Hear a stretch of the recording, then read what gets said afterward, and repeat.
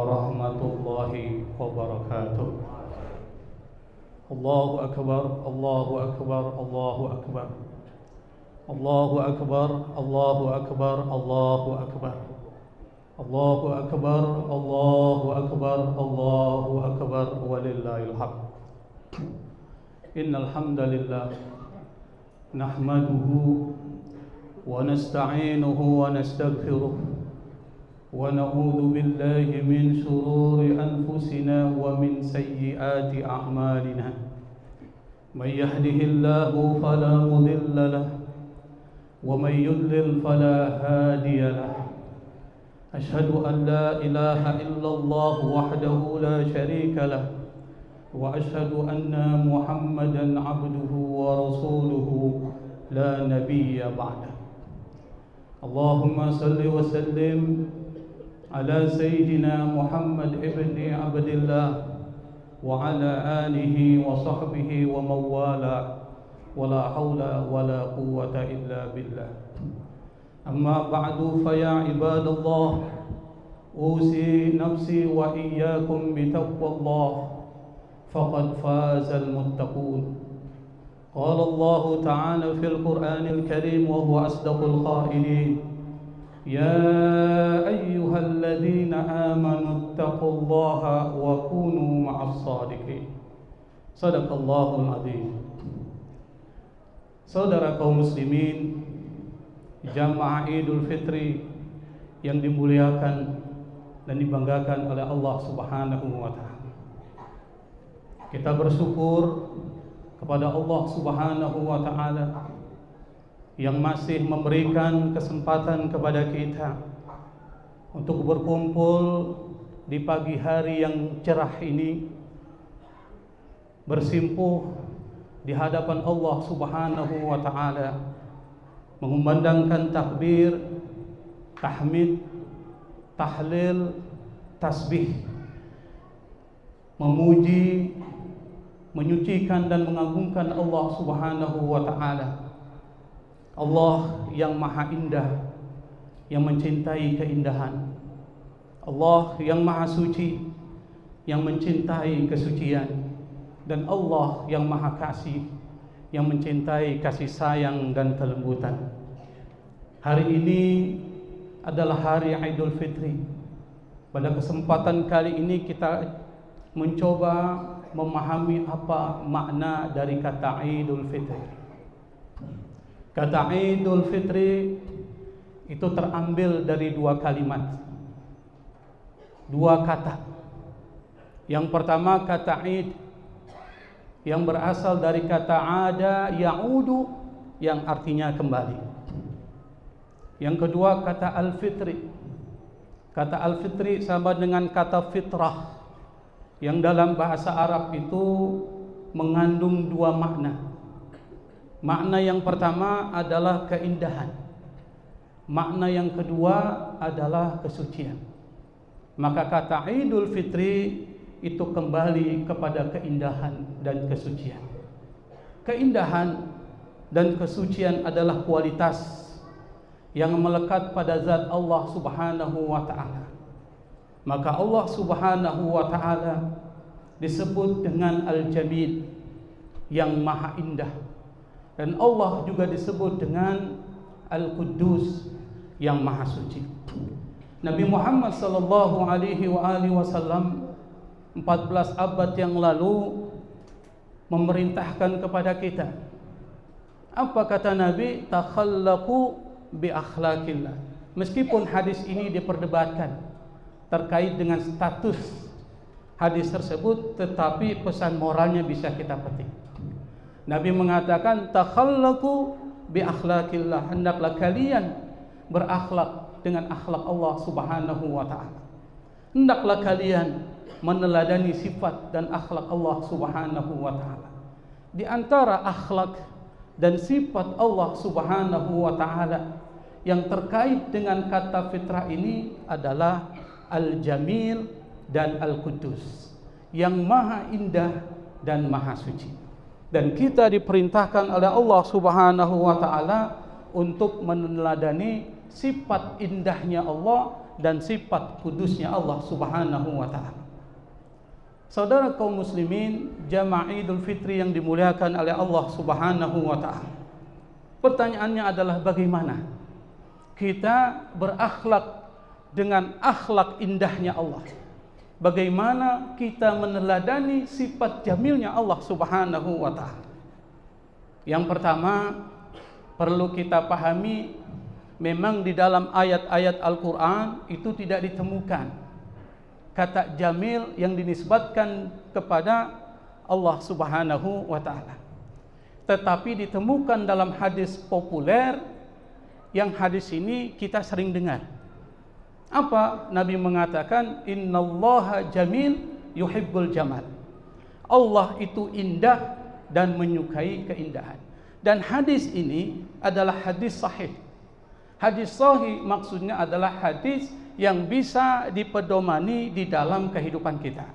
Dan hadis ini diriwayatkan oleh Imam Muslim dalam kitab Sahih Muslim, diriwayatkan oleh Imam Ahmad dalam Musnad Ahmad, dan diriwayatkan oleh Imam Al-Hakim dalam kitab Al-Mustadrak. Artinya apa? Status hadis ini kuat. Karena dia sahih, maka kita perlu mengimplementasikan hadis ini dalam kehidupan sehari-hari. Innallaha jamil yuhibbul jamal. Para ulama kemudian memberikan penjelasan ketika kita diperintahkan oleh Nabi Muhammad sallallahu alaihi wasallam untuk meneladani sifat Allah ini dengan membuat dua kategori. Yang pertama adalah jamilul madhar. Ketika kita diperintahkan untuk meneladani sifat indahnya Allah, yang pertama terkait dengan penampilan kita. Jamilul madhar. Maksudnya apa? Anggota badan kita harus memperlihatkan tampilan bekas nikmat yang Allah berikan kepada hamba-hambanya, kepada kita. Nabi Muhammad sallallahu alaihi wasallam 14 abad yang lalu pernah mengatakan, innallaha yuhibbu ayyara athara ni'matihi ala ibadihi ala abdihi. Nabi mengatakan, sungguh Allah suka melihat tampilan bekas nikmat Allah yang diberikan kepada hamba-hambanya. Bagaimana caranya? Kita mempunyai penampilan yang baik dalam pandangan Islam. Yang pertama, anggota badan kita ini harus selalu dibersihkan. Bahasanya harus sering mandi. Dibersihkan dari kotoran-kotoran najis. Sehingga bau badan kita tidak mengganggu orang di sekitar kita. Ini ajaran Islam. Maka kalau orang yang tidak mandi, itu dibenci oleh Islam. Innallaha nadhif yuhibbun nadhafah. Allah itu bersih dan Allah mencintai kebersihan. Bahkan kebersihan itu diibaratkan sebagai bagian dari iman. Kita sering dengar tuh kalimat an-nadhafatu minal iman. Jadi artinya apa? Orang beriman harus bersih. Kalau ada orang muslim tidak bersih, jarang mandi, maka dipertanyakan keimanannya. Logikanya seperti itu. Yang kedua, kita harus berpenampilan rapi pakaian. Pakaian rapi enak dipandang. Dan ini dicontohkan oleh Nabi Muhammad sallallahu alaihi wasallam, rambut disisir, kuku dipotong. Janggut, bagi yang punya janggut harus dirapikan. Jangan dibiarkan berurai berantakan. Bahkan satu ketika Siti Aisyah radhiyallahu anha, istri Nabi Muhammad sallallahu alaihi wasallam, beliau pernah berkata, satu ketika kata Siti Aisyah, ada sekelompok orang itu berada di pintu Nabi Muhammad sallallahu alaihi wasallam, di pintu rumah Nabi Muhammad sallallahu alaihi wasallam. Nabi pun kemudian keluar untuk menemui orang tersebut. Kata Siti Aisyah, saya lihat Nabi itu rapih banget, pakaiannya rapi, dia sisir rambutnya, dia rapikan janggutnya. Sampai aku bertanya kepada Nabi, ya Rasul, kenapa engkau sampai melakukan seperti itu untuk menemui mereka? Apa kata Nabi? Innallaha yuhibbu min 'abdihi ayyatajammala li ikhwanihi idza kharaja ilaihim. Nabi mengatakan Allah sungguh menyukai hambanya yang berpenampilan indah kalau ingin bertemu saudaranya. Makanya di bulan Syawal, di bulan Lebaran ini kita diperintahkan Nabi mencari pakaian terbaik. Pakaian yang terindah, rapi. Bukan berarti mahal, tapi rapi, indah, enak dipandang kalau kita ingin silaturahmi kepada saudara kita. Ini ajaran Islam. Bahkan tidak sampai itu, kita juga diperintahkan untuk memakai wangi-wangian.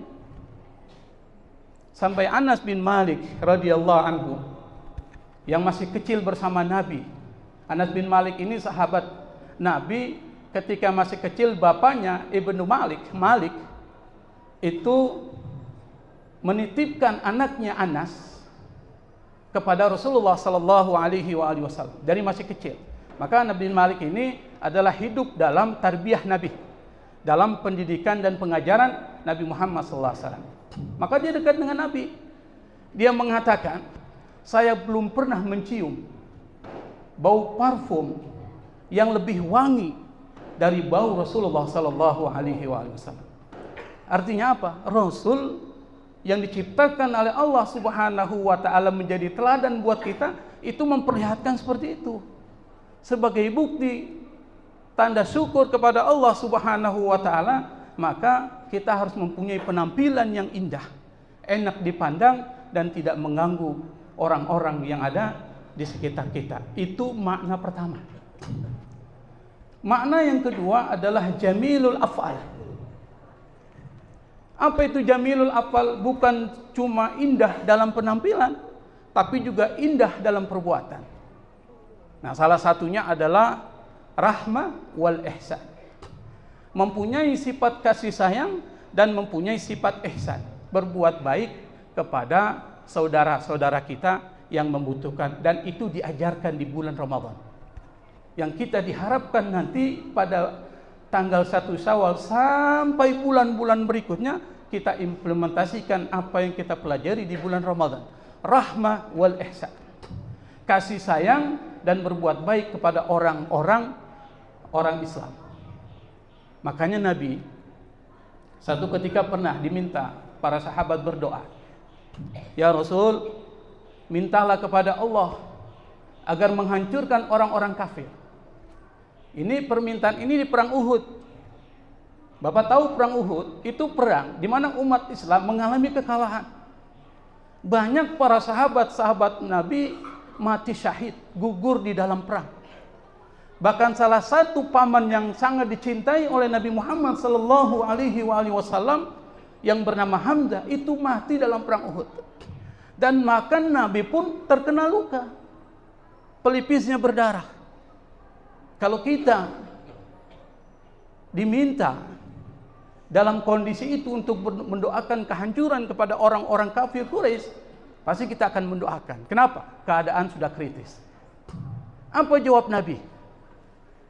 Inni lam ub'as la'anan wa innama bu'istu rahmatan. Aku, kata Nabi, tidak diutus untuk memberikan bencana, memberikan fitnah, laknat. Wa innama bu'istu rahmatan. Tapi aku diutus oleh Allah Subhanahu wa taala untuk menebarkan rahmat dan kasih sayang. Maka kasih sayang itu menjadi ajaran Islam. Nabi Muhammad sallallahu alaihi wasallam itu diutus oleh Allah untuk menebarkan kasih sayang. Kepada siapa? Lil alamin. Rahmatan lil alamin. Kepada seluruh makhluk yang ada di alam semesta ini, termasuk binatang. Ada satu cerita. Cerita ini terjadi pada seorang perempuan. Beliau ini adalah ibunda dari Khalifah Turki Utsmani. Beliau adalah orang yang sangat baik, orang yang sangat dermawan, dan orang yang sangat soleh. Dan harta kekayaannya berlimpah. Namanya ibunda dari Khalifah tentu adalah orang kaya. Dan beliau ini suka bersedekah. Setiap ada pembangunan jalan, beliau biayai dengan uangnya sendiri. Begitu pula pada saat pembangunan rumah sakit buat orang-orang miskin, dia biayai dengan hartanya sendiri. Satu ketika, beliau ini sedang melakukan monitoring, mengontrol, mengawasi pembangunan rumah sakit tersebut. Pada saat yang sama, dilihat ada seekor semut jatuh di kubangan semen yang masih basah. Jadi semut jatuh, diadukan semen atau di kubangan semen yang masih basah. Ini ibunda dari Khalifah Turki Utsmani, dia ambil semut itu, lalu dia letakkan di tempat yang kering. Semut itu pun jadi hidup. Anda bayangkan kalau seandainya tidak dipindahkan, pasti semut itu akan mati. Tapi karena kebaikan hatinya, kelembutan hati dari ibunda Khalifah Turki Utsmani, karena kasih sayangnya, maka dia selamatkan semut tersebut. Anda bisa bayangkan, semut ini bukan sesuatu yang penting loh dalam kehidupan kita. Sesuatu yang sepele, bahkan kadang-kala kalau kita lihat semut, kita ubar tuh semut, kita injak-injak itu. Tapi karena kasih sayangnya ibunda dari Khalifah Turki Utsmani, semut itu diselamatkan. Tidak lama kemudian, ibunda dari Khalifah Turki Utsmani ini meninggal dunia.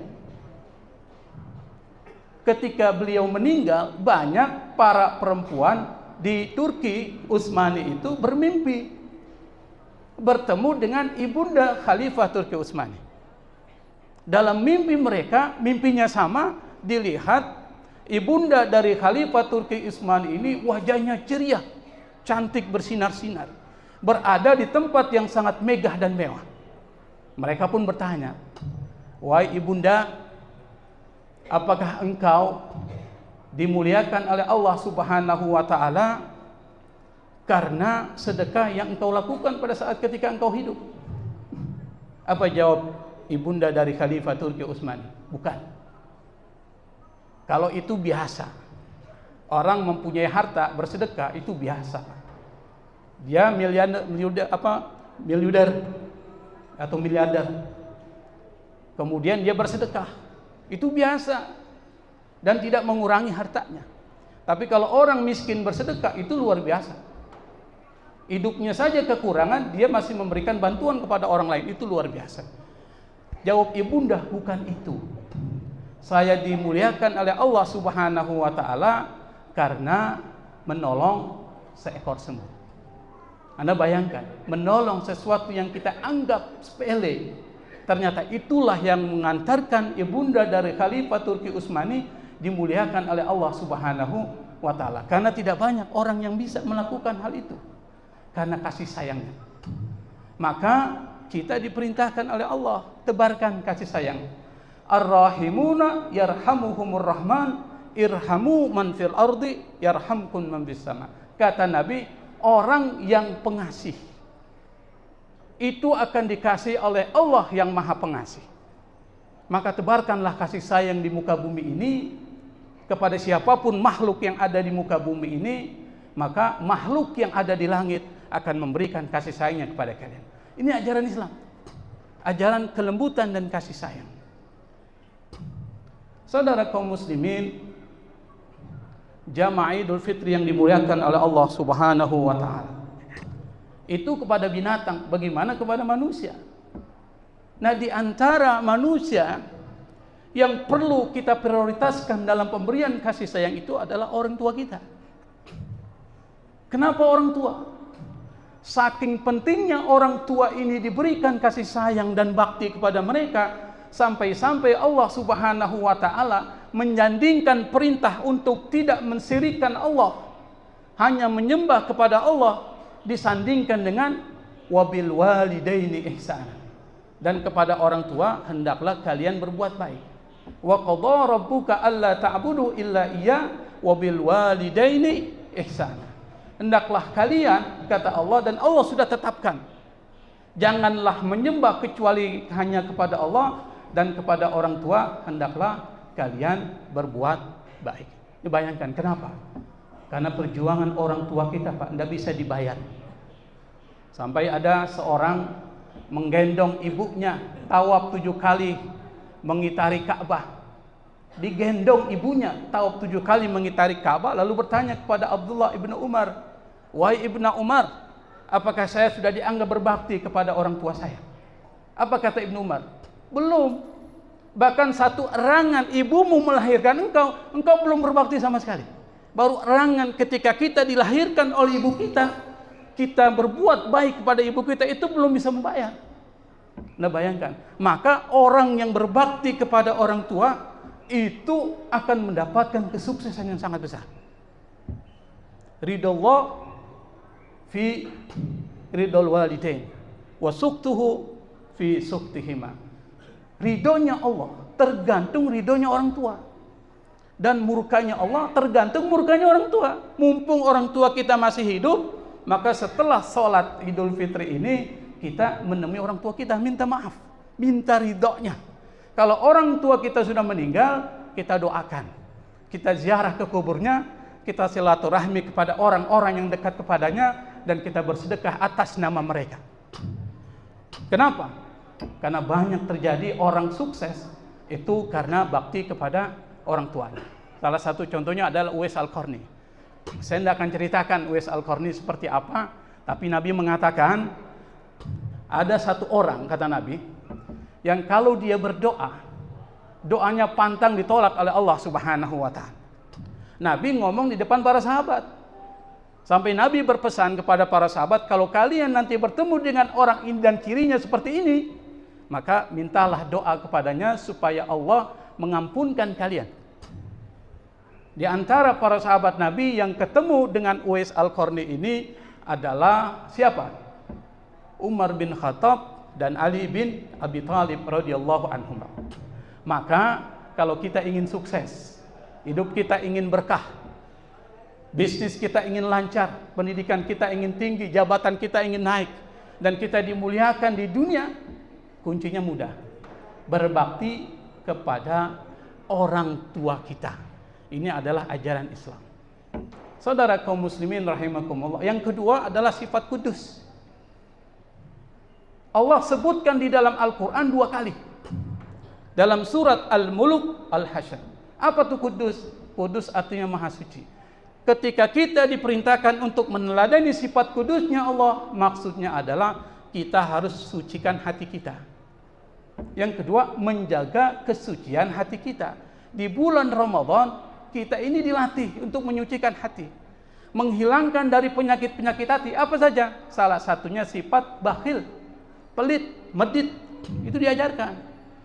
Gimana? Misalnya kita diperintahkan untuk memberikan makan kepada orang-orang miskin, bersedekah, mengeluarkan zakat dan infak dan lain sebagainya, supaya penyakit pelit hilang. Kenapa kok kita harus hilangkan penyakit pelit, penyakit bakhil ini? Nabi mengatakan yang membinasakan umat-umat sebelum kalian adalah sifat bakhil ini.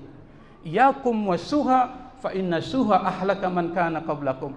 Jauhi sifat pelit karena ini yang menghancurkan dan membinasakan umat-umat sebelum kalian. Maka kita diajarkan di bulan Ramadan hilangkan sifat kikir. Wa may yuqashuha nafsihi fa ulaika humul muflihun. Allah katakan dalam Al-Qur'an, siapapun yang terjaga dari sifat bakhil, maka dia adalah orang-orang beruntung. Oleh karena itu, mari di bulan Syawal ini, tanggal 1 Syawal, kita pahami makna fitrah.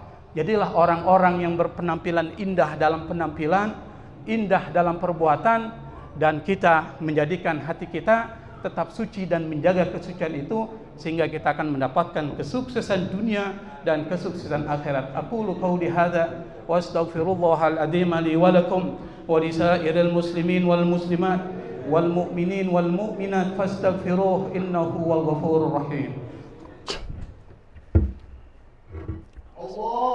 Allahumma shalli wa sallim wa amin wa karim sayyidina wa habibina wa syafi'ina wa maulana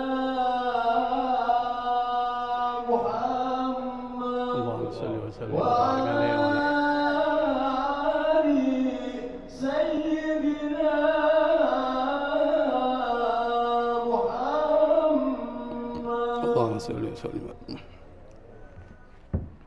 wa Allahu Akbar, Allahu Akbar, Allahu Akbar.